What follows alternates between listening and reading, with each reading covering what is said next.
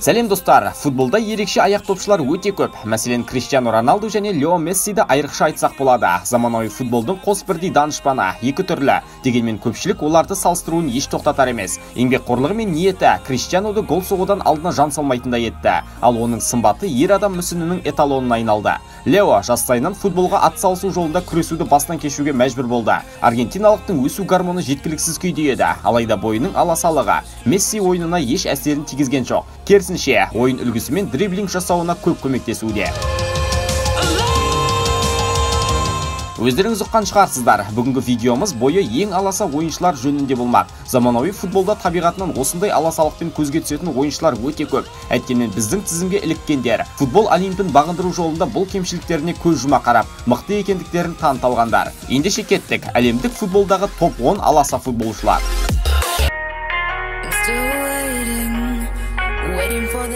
Аргентиналықты әлемдегі ең аласа футболшы деп атай алмаймыз. Дегенмен бұл тізімнен көрініс беруде. Лео Месси және оның оқиғасын барлығы біледі демесек те, көпшілікке аян. Барселонаның аргентиналық шабуылшысы балалық шағында бой өсу гормонының тапшылығымен күресті. Ал футболшының емдік ақысын төлеуге дәл осы Барселона қол ұшын берді. Футбол академиясында Леоға бүрге, балақай секілді лақап аттар таңылды.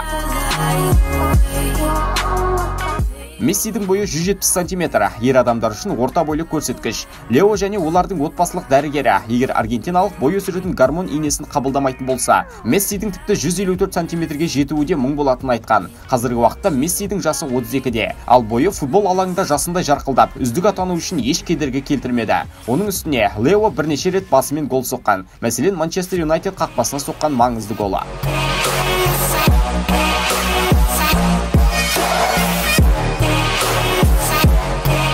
Футбол қортықтары рейтингінен бұл французды байқамау мүмкін емес. Матче өте керемет жартылай қорғаушылардың бірі, бірақ оның футбол мансабы өзіндегі жалқаулық кесірінен демде құлдырай кетті. Және ұлттық құрамадағы бұрынғы әріптесі Карим Бенземамен арадағы кикілжіңі де еске оралады. Қос француздың араздығынан бұл екеуі одан соң мүлдем Франция құрамасы шақыртылмады. Артынша олар әлем чемпионатындағы чемпион деген атақтан қағылды.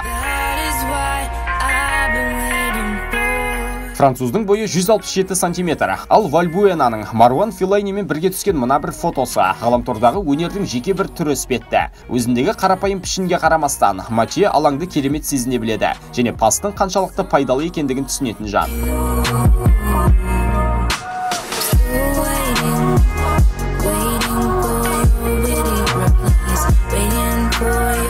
Вильяреалдың испаниялық жартылай қорғаушысы біздегі тізімнен орын алуға әбден лайықты. Сантидің жасы қазір 34-те. Дегенмен де ол әлемнің кез келген клубында доп тепсе, ол өз позициясындағы ең пайдалы ойыншы атанары сөзсіз. Вильяреалға дейін Касорла лондондық Арсенал сапында доп тепті. Бірақ зеңбірекшілер сапында мансабына кедергі келтірген ауыр жарақаты. Осының салдарынан тіпті испаниялық мансабын аяқтауға да шақ қалған. Санти Касорланың бойы небәрі 165 сантиметр. Осы сәтте ойға бірден өзге испаниялықтың Хавидің айтқан сөзі оралады. Ешқашанда Сантиді осыншама мықты деп ойламаппын. Бойы тіпті менің кеудеме ғана жетіп тұр. Қатты таңданыстамын. Касорла көбінесе Испанияда доп тепті. Мысалы Малага, Вильяреал, сондай-ақ Арсенал тарихында да өшпес ізін қалдырып үлгерді.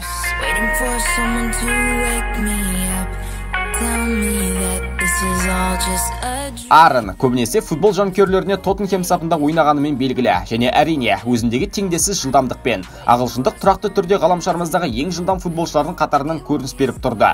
Кезінде тіпті болашағынан үміт күттіретін жас ойыншылардың бірі болған. Нәтижесінде Аарон мансабының 10 жылын Тоттенхемге арнады, бірақ топ деңгейлі ойыншы атану ағылшындықтың қолынан келмеді.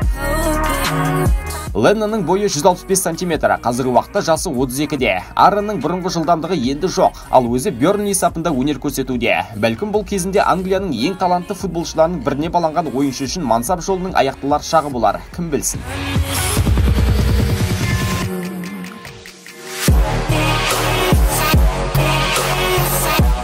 Біздің тізімдегі кезекті италиялық, бірақ бұл жолы Канададан. Джавинко Аль-Хилал клубында Сауд Арабиясына доп тепеді.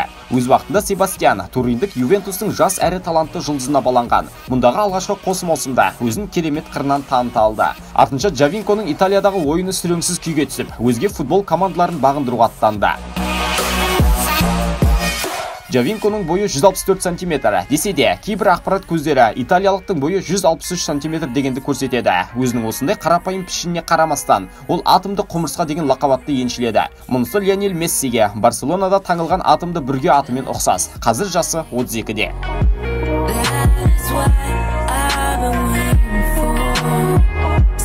Лоренцо бұрыннан Италияда танымал, бірақ өзіндегі ойын мінездемесімен емес. Сөзсіз, Инсини Италия үшінде, Наполи үшінде талантты ойыншы саналады. Бірақ футбол алаңында Лоренцо дәл сол бойының аласалығымен есте қалған. Италиялық Наполи түлегі саналады және клубта 2009 жылдан бері өнер көрсетуде. Лоренцоның бойы 163 см. Италиялық қазіргі таңда Наполи үшін тірі аңызға баланған. Оған қоса футболшы Неаполда дүниеге келді және өзін елінің патриоты санайды. Италия құрамасына Инсини алғаш рет 2013 жылы Аргентинаға қарсы ойынға шақыртылды. Сол матчта Лоренцо ойынға тыңнан қосылып гол соқты.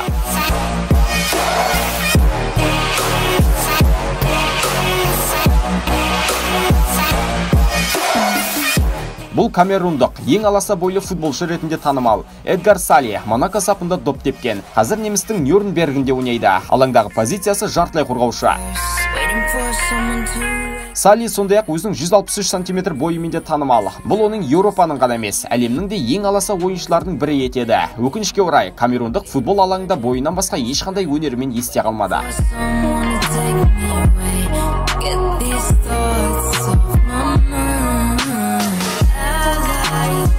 Макси Моралестің жасы 32-де. Аргентиналықта футбол алаңында өзінің бойы болмаса өзге қырымен танылып үлгерген жоқ. Ол Аргентинада, Италияда, Ресейде, Мексикада бақсынады. Енді Америкада өнер көрсетуде. Мұндағы Нью-Йорк клубының ойыншысы.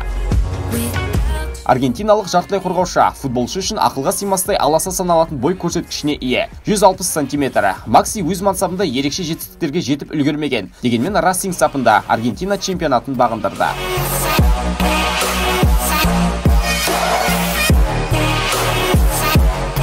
Италиялық азаматтығы бар аргентиналық футболшы. Футболмен кәсіби түрде шұғылданатын әлемдегі ең аласа аяқтопшы ретінде танымал. Диего, Ривер Плейт, Малага, Гранада секілді клубтарда доп тепкендігімен танымал. Қазіргі уақытта чилилік Универсидад Католика ұжымының сапында. Негізгі позициясы шабуылдаушы жартылай қорғаушы. Диегоның бойы бар болғаны 157 см. Бұл оны футбол алаңында адам сенгісіз шағын етіп көрсетеді. Жасы 31-де, бірақ мансап жолы алдыда айтқан Макси Моралеске қарағанда әлде қайда жақсы өтті. Испаниялық Малага мен Гранадада жақсы ойынмен көзге түсті. Осында көптеген әлемдік футболдың гранттарын назар аудартты.